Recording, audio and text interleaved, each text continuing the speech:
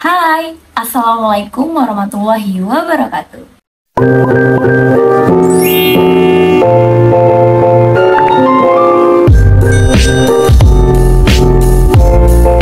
Jumpa lagi dengan aku, Nikita Yuda Rahman. Di video kali ini aku akan ngebahas tentang teori mimetik.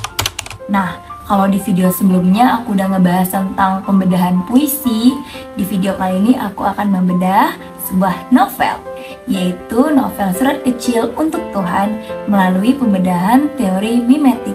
Yuk kita bedah bareng-bareng.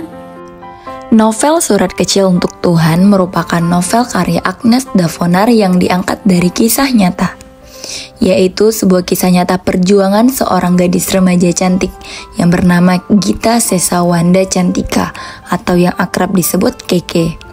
Di usianya yang menginjak 13 tahun, ia menjadi penderita kanker jaringan lunak pertama di Indonesia. Kanker itu menyerang wajahnya yang cantik dan menjadikannya seperti monster. Bahkan dokter pun menyatakan kalau hidupnya hanya tinggal beberapa bulan saja. Namun, perjuangan sang ayah menyelamatkan putrinya begitu mengharukan. Keke yang menyadari hidupnya akan berakhir, kemudian menuliskan surat kecil untuk Tuhan untuk terakhir kalinya. Tuhan memberikan anugerah dalam hidupnya. Keke mampu bertahan hidup bersama kanker tersebut selama 3 tahun lamanya. Akhirnya ia menyerah dan pergi meninggalkan orang-orang yang ia cintai. Sekarang kita analisis novel Surat Kecil Untuk Tuhan dengan teori mimetik. Berdasarkan sistematis mulai dari 1. Identifikasi aspek sosial dalam novel Surat Kecil Untuk Tuhan. Yang kedua, analisis aspek sosial dalam novel Surat Kecil Untuk Tuhan. Kemudian kita buktikan bahwa aspek sosial sebagai bentuk peniruan dari kehidupan nyata. Yang terakhir kita menganalisis aspek sosial dalam novel Surat Kecil Untuk Tuhan yang dihubungkan dengan dunia nyata. Dalam novel Surat Kecil Untuk Tuhan karya Agnes Davonar, digambarkan bahwa Keke mempunyai wajah seperti monster. Ketika dia masuk sekolah, Keke cuek saja. Namun ketika Keke ke toilet, dia melihat anak kecil yang sedang bermain. Kemudian Keke langsung menghampiri anak tersebut. Dilihat dari penggalan novel yaitu, "Hai adik kecil, kok sendirian? Kabur dari kelas ya, hehehe." Ketika Keke mau menyentuh pipi anak tersebut yang manis dan imut, namun anak itu ketakutan dan berlari ke arah ibunya dan memeluk ibunya dan menghina Keke. Seperti pada penggalan, "Mama, wajah kakak itu kenapa? Kok seram sekali seperti monster?"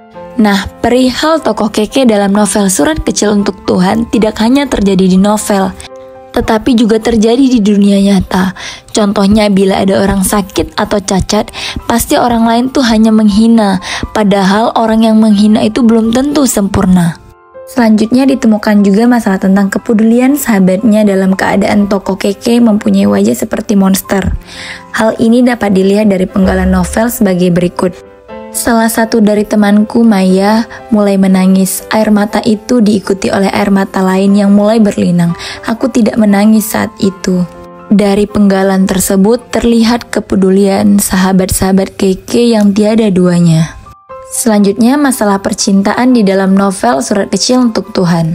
Yang pertama adalah cinta Keke dengan Adi dalam novel ini. Keke sudah mengenal namanya cinta ketika ia masuk di tingkat SMP. Keke sangat mencintai Andi. Andi merupakan pria selain keluarganya yang dia sayangi.